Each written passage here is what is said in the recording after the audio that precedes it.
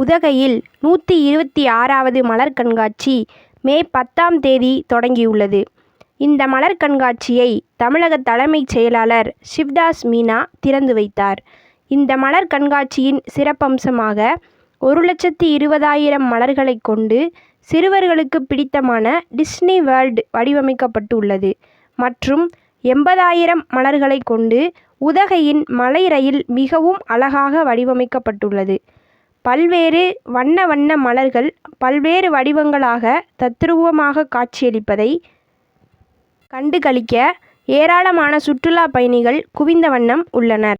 வரையாடு, மரகத புறா, மயில் போன்ற மாநில மற்றும் தேசிய சின்னங்கள் மலர்களால் அலங்கரிக்கப்பட்டுள்ளன. இரவு நேரங்களில் லேசர் கண்காட்சி ஏற்பாடு செய்யப்பட்டுள்ளதால் மின்னொளியில் ஜொலித்து அழகாக காட்சியளிக்கிறது அரசு தாவரவியல் பூங்கா. கோடை விடுமுறையில் குழந்தைகளை இந்த மலர் கண்காட்சிக்கு அழைத்துச் செல்வதால் குழந்தைகள் அனைவரும் மிகவும் மகிழ்ச்சியுடன் சென்று வருகின்றனர். மே 20ஆம் தேதி வரை இந்த மலர் கண்காட்சி நடைபெற இருப்பதாக தகவல்கள் வெளியாகியுள்ளன.